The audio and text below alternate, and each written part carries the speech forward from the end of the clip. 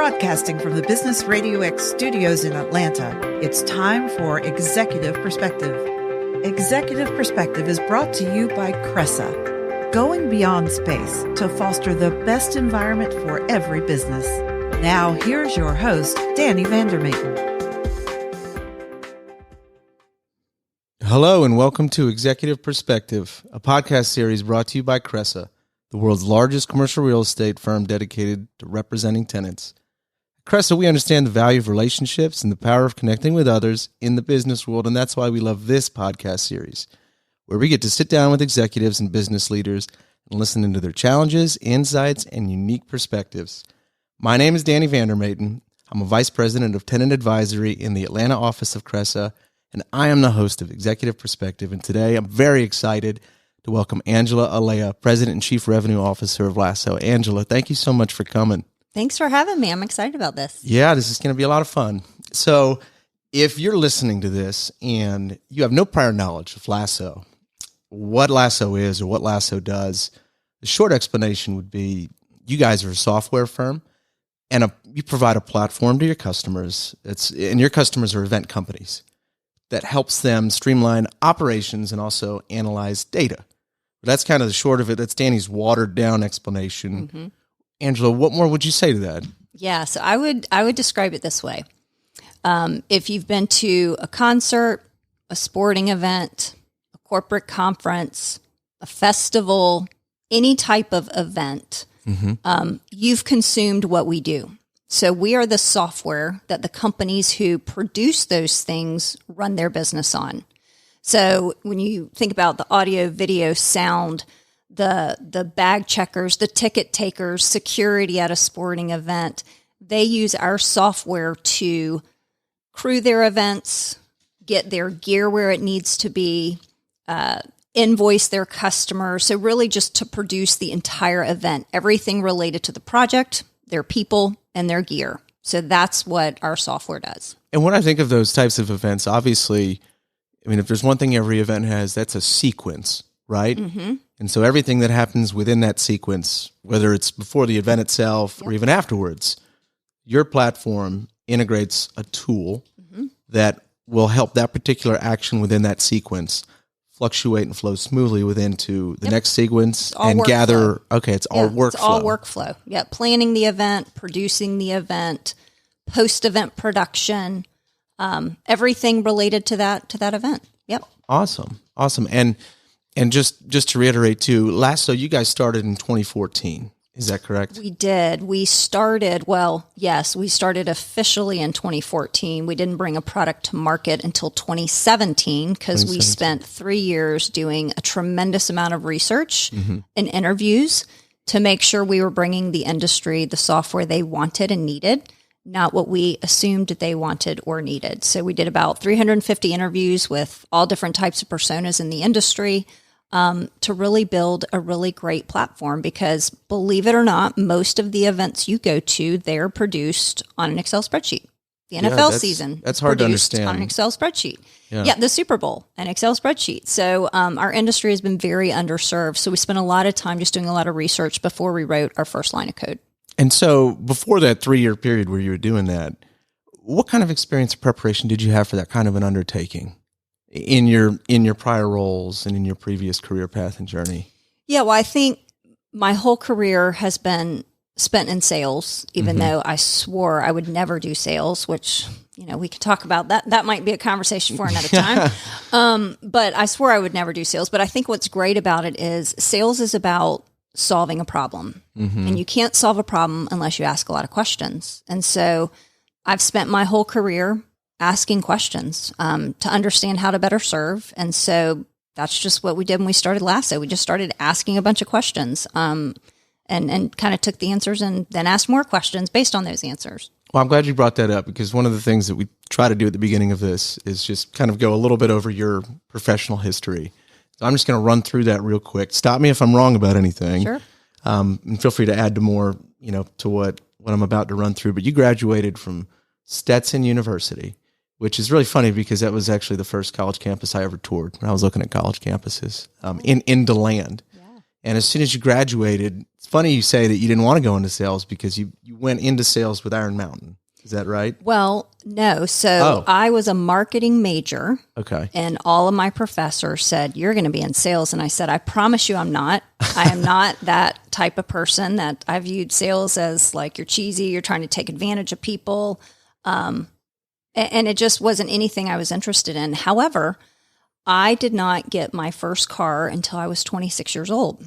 And so I didn't have a car in college, graduated from college. My first job offer was to be in sales. And I, of course, did not want to do that. However, I took it because it had a company car. And so my first job out of college was working for a rental car company doing insurance replacement. So if your car was in a wreck and you needed a replacement, I would call on the body shops, the insurance companies, and I had to do it because it was a company car, you know? So that was, that's how I had a car. I didn't buy my first car until I was 26. So that's how I landed in sales. I was kind of forced into it, but never looked back. And so that was with that rental car company, would that have been right before then you started at Iron Mountain? Yes. So you went from sales to sales. To sales. Yeah. I stayed in sales. Yep. Which is really funny. And it's funny to hear you say that you would have never thought you would have done sales, but your college professor saw it because, and knowing you, I see it and I get it because I always thought of sales as the same thing. I always thought it was overbearing. Dirty word. It's bad right. word. I always thought it was overbearing. And I always thought that in sales, you had to walk into a room and be the most gregarious person.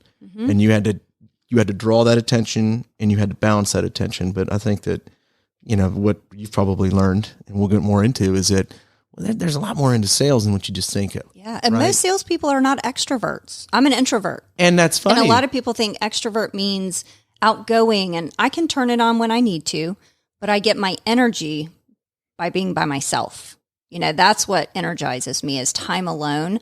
I enjoy being around people, but a lot of people equate sales with extrovert, which in their mind means they're outgoing, they're bubbly, they're loud, they're obnoxious, right? Like all those things. And that's just not, that's what I thought it was. And it's not at all that. It's about helping people and serving people. And being able to listen and being able to ask questions has probably served you well. Absolutely. And I'm just a curious person by nature. Yeah. So kind of running through your background still a little bit more, with Iron Mountain for about 5 years. And then after Iron Mountain, you spent some time with an HR technology company called Insperity. And then in 2014, started LASSO. Yep. And so that kind of just runs through a lot of your background. And then somewhere along the way, married 2 beautiful children. Yes. And here we are. Yes. So in that career path and, either when you started at LASSO or maybe even before LASSO or since you've been at LASSO, is there an example of an obstacle that you faced early in your career that you'd care to share and it being pivotal, and explain maybe how you overcame it? Well, I'm going to go back to, I didn't want to do sales. Yeah. First of all, I think obstacles are just, it's just part of it. Every career should be full of obstacles or you're not living, right? That's part of how we grow personally, professionally. But I remember being scared to death to do a sales job because I was very shy, different than being an introvert. Yep. It's very shy. And I was asked to go call on body shops who were fixing cars. And then I would call on these large insurance claim centers. So, in the morning I'm going to visit an insurance company in a suit, and then I'm washing cars in the afternoon, trying to get them off the lot to rent them, So it was like a very, it was just challenging, when you're young, you don't know who you are, what you want to be, what you're about. But I knew that's what I needed to do, again, to have a car, as crazy as that sounds, as simplistic. No, it makes a lot of sense. But I learned a lot. I learned a lot about just grit. And sometimes you just have to do the hard stuff. You have to be uncomfortable. And I think, I'm trying to even teach my kids, get comfortable with being uncomfortable, like pursue those opportunities that make you feel scared, anxious, because that's where the growth is. That's where the living really is. And so, I feel like I started it that way because I was so against sales and terrified, but I'm really glad I did it and never looked back. And so that first obstacle being kind of getting over that discomfort that maybe a lot of people just, initially and just naturally avoid. Yeah, absolutely. Literally a cold walk up to an auto body shop and they don't know you're coming. Nope. They haven't invited you, but you're there to try to talk about something. Yep. But from what it sounds like you're explaining, really to ask a lot of questions and learn. Yeah, that's right. So can you share another story where you either took a risk, you made like an enormously bold decision that had a profound impact? And this could be, it could be at LASSO, or it could be part of your growth to LASSO. So I think every change I've had within my career was a pivotal moment. As you saw, my first job out of college, I was there a number of years, went to work at Iron Mountain, was there for a very long time, went to work at Insperity, was there for a decade. Now I've been at LASSO for almost a decade now. So I take those things very serious. And those were pivotal. Each time, each change was a pivotal moment, because it wasn't, I don't view things as just a job or a paycheck. I view it as like a calling. Right. Is this where I'm supposed to be? Why? What do I want from it? What do I have to give to it?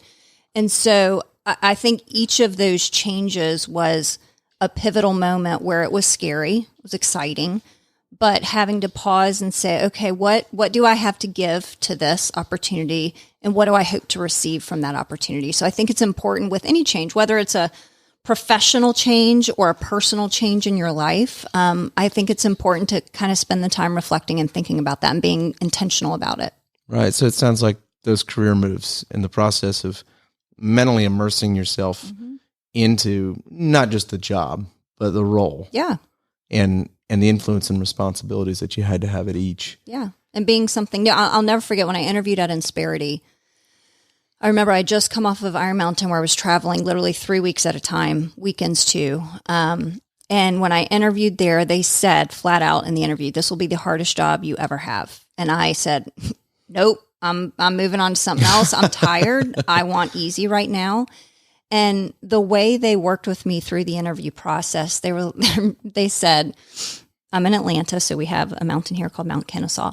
And they said, you're not a Mount Kennesaw kind of girl. I don't understand why you're choosing the easy path. Like, nothing about your profile, because they do the assessment test and everything. And they said, nothing about that says you're a Mount Kennesaw kind of girl. Like, you don't have to reconsider our offer, but the job you chose, that's not the right job for you.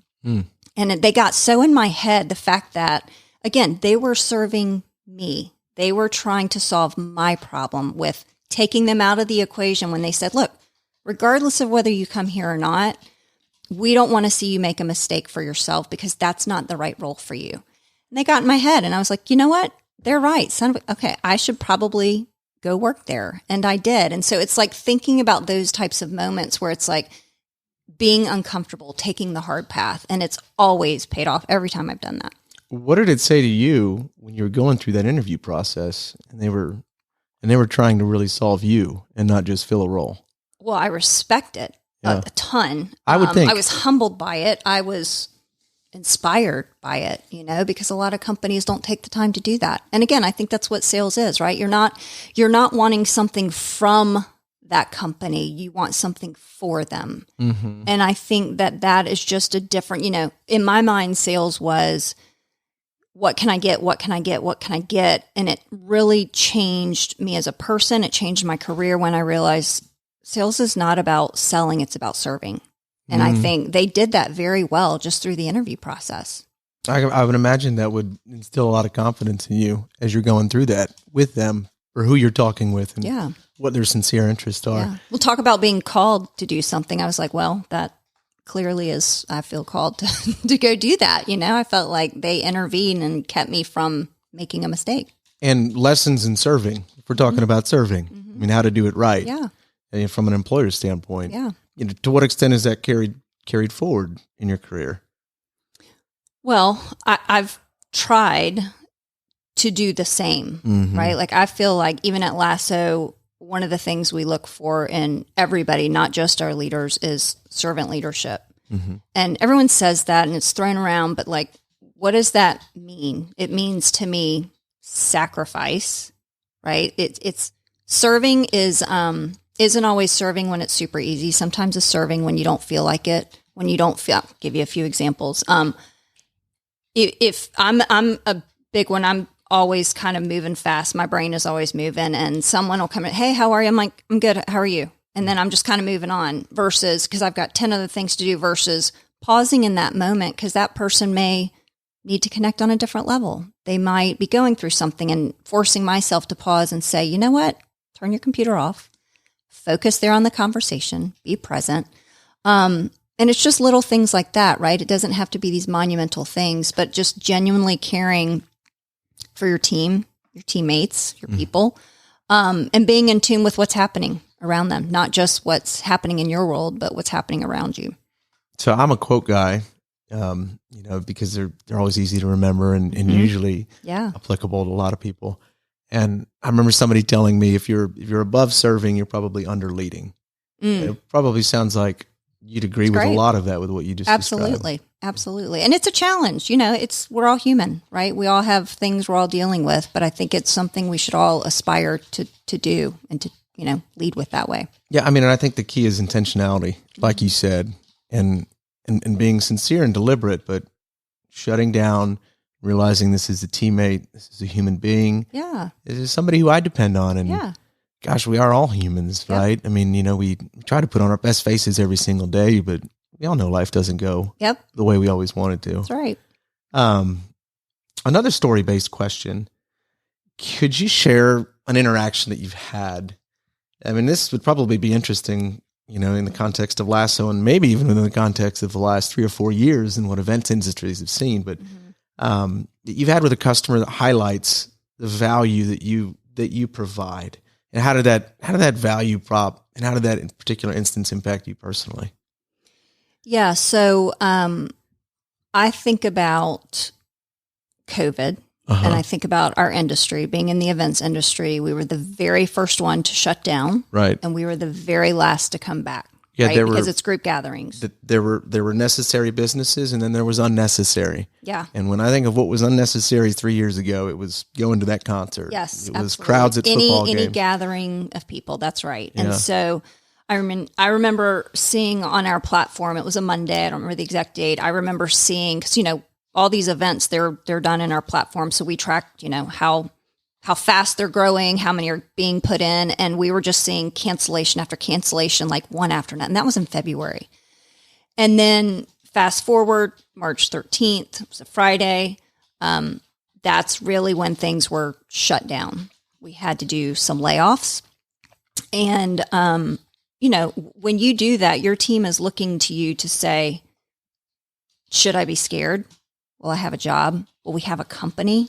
I mean, I was wondering that, right? Like, we were fully prepared to lose all of our revenue because all of our customers, 100% of our customers are in that industry, and they had no revenue. So how are they going to pay us, right?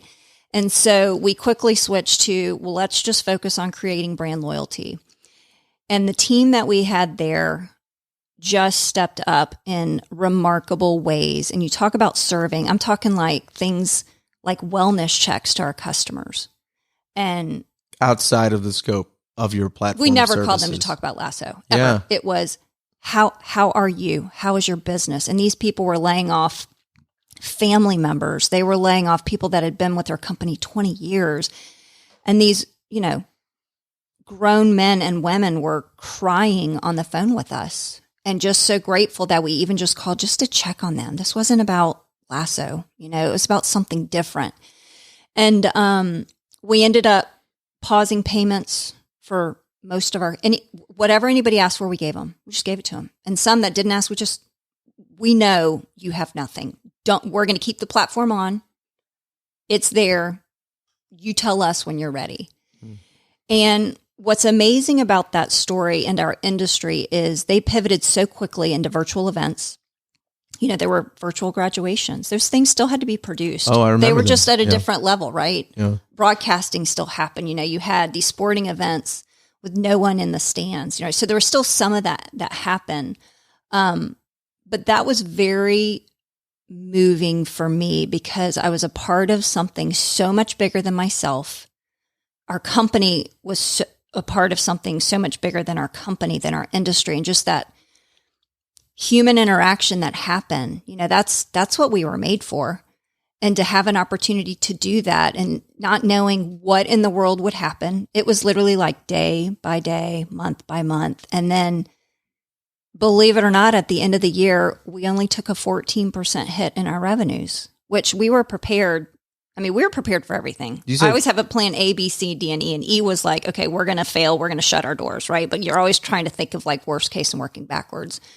So it was a really interesting time that had a big impact on me because, you know, we could have chose a different path, and that would have sent a different message to our people, and it would have sent a different message to our customers. But again, we chose the hard path. And it changed us all for the better in so many different ways. Did you say 14%? 14%. That's amazing. It was. And that's surprising because you just think of that industry and like you said, everything shut down, if not for a full year, year and a half. 14%. Well, I think companies, they pay attention to how you lead and serve them. Like one of them said, gosh, my own bank won't even work with me. And I've had a relationship with them for 15 years. I've been your customer for less than a year, and you're telling me don't worry about paying, even though I'm going to keep using it because he was doing virtual things. I'm like, yep.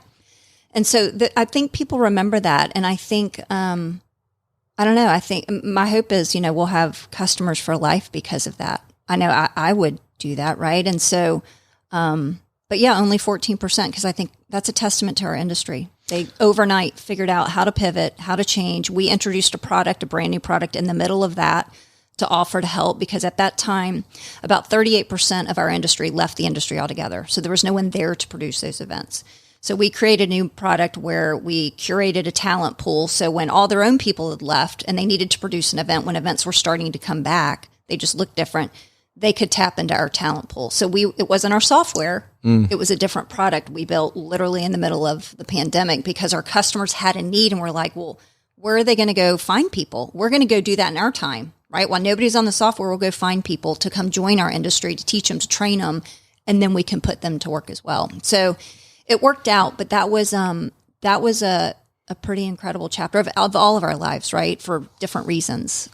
What a unique pivot, by the way. Yeah. Of really just adapting to the environment and the circumstances to serve customers. And to that point where you're talking about a little bit earlier, a lot of what you're talking about sounds like a great lesson in the principles of client relationship building, client relationship management. Well, that's a testament to our team. They, you know, and that can wear on you when you're on those types of calls all day, every day, 5 to 7 days a week. You're doing wellness checks. You're talking to people. You're just talking about how heavy it is. And that, you know, that can wear on people. But our team, they just kept showing up, kept ringing the bell, kept fighting. So outside of COVID, which really rocked the events industry and your world, what major setback or failure have you or LASSO or any organization you've been with experienced where, you know, it put you back mentally, it put you back, you know, personally? How did you handle it and what did you learn? Yeah, for anybody who has started a business, every day feels like 2 steps forward, 1 back. Whether it's related to your product, a customer, something happening in the microenvironment, your team, all kinds of things. It feels like that. But at some point, there is a tipping point where it's 2 steps forward, maybe half a step back, right? 3 steps forward and then none back. You know, it just kind of starts to happen. What it has taught me is a couple things. I think who you surround yourself is critical in your ability to deal with that. Whether it's starting a business, raising a family, any challenge, I think you have to surround yourself with the right people. I'm a believer less is more. I would rather have very few but very deep relationships than a bunch of just kind of surface. Maybe that's the introvert in me speaking. I'm not sure. But I think that's really important because the energy that you surround yourself with, it is who you become, and you do take that on. But the other thing it taught me is you just have to keep moving. You just have to, you can't sit and wallow in it. And if you're going to, you got to set a limit. Hey, tonight I'm going to have a pity party. I'm going to go to bed, and tomorrow morning I'm going to get up and it's a new day. And I think you have to keep moving, and you have to surround yourself with people who also believe in that, and they're not going to sit and wallow in it, because I think that's really dangerous. So it sounds like, in the setbacks or failures that you've had, you experienced, or LASSO's had, who is on the bus with you has been critical to overcoming. It's everything. Yeah. It's everything. And it's kind of a sidebar conversation, but because the word's been mentioned a lot, introvert. I've always thought it's funny that introverts, and I probably lean more towards an extrovert, but somebody mentioned this to me who's an introvert. He said, I always just feel bad for having to apologize for being an introvert. Do you identify with that at all?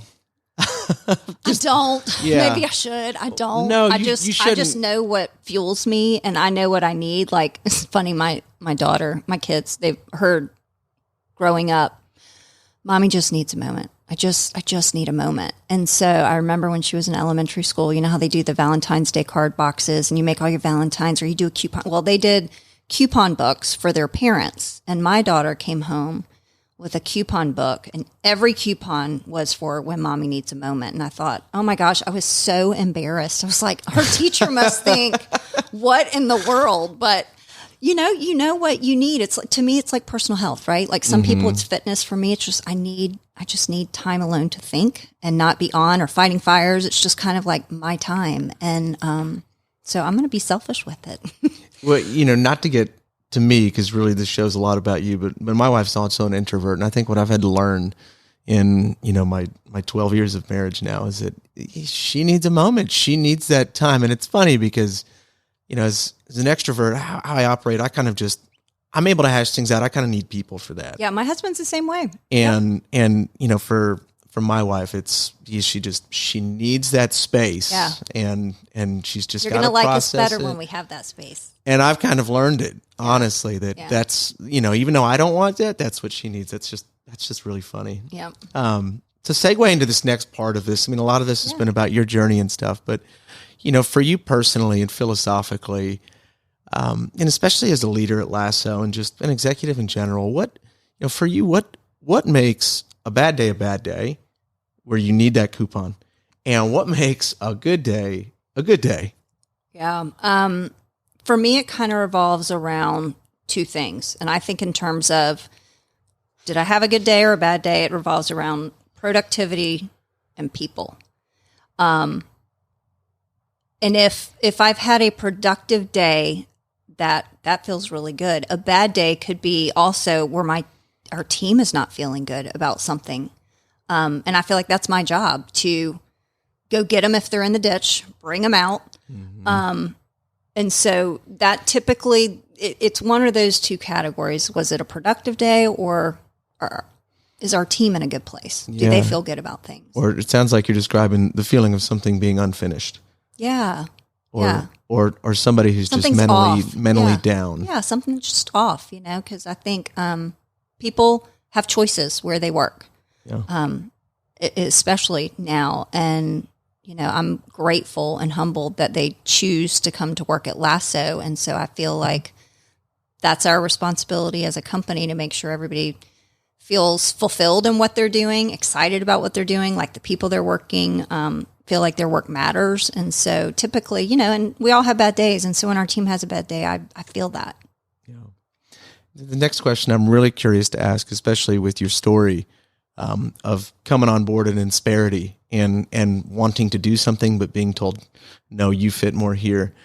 What other industry, if left to your own devices, and, what other profession other than, working at LASSO and working in the entertainment industry, have you not tried, or have you been a part of that you'd like to try? Like, where else do you think you'd take your talents if you had to? Because you're having a lot of fun doing what you're doing now, and I know you do. Mm-hmm. But if that were ever an option, what would it be? Yeah. Well, and this could be anything. You could be a scuba diver instructor. Yeah. You could be like, just let yourself dream. It's that. I honestly, I would do exactly what I'm doing, because I don't know of anything. Like, I feel fulfilled personally, professionally. It's hard, which I like. It's gratifying, which I like. I like all of that, right? And I think in a world we live in right now, there's a lot of side hustles. And I know that's a thing right now. It is a thing. It is a big thing. Mm-hmm. And I just, wherever I am, I'm all in. I am me and my husband talk about this all the time. I am the most content person you will ever meet. Content? Content. Not less than, right? Not like I'm going to settle, but I am content. I've worked hard to find that. But when I find it and I feel fulfilled, I'm not always looking for the next best. I don't need a side hustle because what I'm doing, wherever I am, I'm all in. I am present because I like it, right? I don't feel the need to go do something different. If I did, I would go do something different. Be doing it. Right. And so like in each of my career moves, maybe I did feel like I needed to do something different. So I did it. But at the moment, I don't know. I feel like life's too short to not be happy where you are and to constantly have a need to go find something else. I feel very satisfied. Yeah, that's a great answer because, we all want to do what we love doing. Mm-hmm. And it sounds like you're there. Mm-hmm. It sounds like you've been there. Maybe that's a testament to my parents. I'm just, wherever I'm placed in life, I just, not to say there aren't moments, right? Of course, we all have those moments, but all in all, I'm happy. Like my husband, he's a dreamer. He calls me the dream killer. That's what my family calls. You're the dream killer. I'm like, no, I don't feel the need to go do that because things are good, and I don't feel the need to do something different. Yeah. I mean, and I think I can appreciate what you're describing when you say that you don't find yourself wanting more than what you have or more than what you're in. I mean, it's one thing because content can get thrown around, and if you say it, it can sound like we're doing good right now. We don't need to try harder. But that's not what you're saying. No, that's not at all. It's not at all what you're saying. You're just saying I love what I'm doing. I love this industry, and I love my role, and I love my place in it. And if I know anything about LASSO and just how much resiliency you guys have is coming through these last 3 or 4 years, it sounds like you're living your passion project. I am. Yeah, that's a good way to put it. That's awesome. Yeah. So this last question, and even the ones before it, kind of came from the studio, not the studio. It came from a show. Yeah. Way back when. It's called Inside the Actors Guild, and they would run through these 20 questions. The host would, and I always loved them. And the first 2 that I just asked you a part of that, but this last one was always my favorite because there's no right answer. There's no wrong answer. Yeah. When you arrive at the pearly gates of heaven, what do you hope God tells you? Well, I feel like my purpose is to serve God and others. That's just what I've always just kind of like simple. It's concise. It resonates. I feel that. And that's what I hope he says is that I served my purpose well and that I served him and served others well in this life. And I, of course, have a gazillion selfish moments where I did not serve others well or him. But that's what I hope. That's what I strive for. That's what my goal is. Yeah, that's a great answer. And if anything we've talked about leading up to asking that question tells me anything, it's that you love what you're doing. And just because I know you wouldn't say this about yourself, but I know this because I know you're great at it. You really are. Thank you. And all along the way, just, seem to really care about the team and the people that you lead. And so, to that point, thank you so much for coming on this and just recording this casual conversation. Yeah. I love being able to, I love being able to do that with you. And, everybody who's listening, this is probably going to wrap this up. So thank you for tuning in. And one more thing, I kind of forget to do this. I forgot to write this down. Angela, if anybody wanted to get in touch with you, what would be the best way? Yeah, I'm on LinkedIn, Angela Alea. Last name is Alea, and my email is angela.alea@lasso.io. I've always appreciated and almost been jealous of how your first and last name flow so well together. I'm sure you hear that. I'm sure you hear that a lot, but when you have a name like Danny Vander Maten and everybody assumes Vander's your middle name, I have name envy a lot. But anyways, again, everybody, I'm glad you listened to that. Thank you for tuning into this, and we will look to have you tune in next time on Executive Perspective. Thank you again, Angela. Thank you. Thank you for joining us on Executive Perspective. This show is brought to you by Cressa, the world's largest occupier-centric commercial real estate firm offering unbiased, conflict-free advice. For more information, go to cressa.com.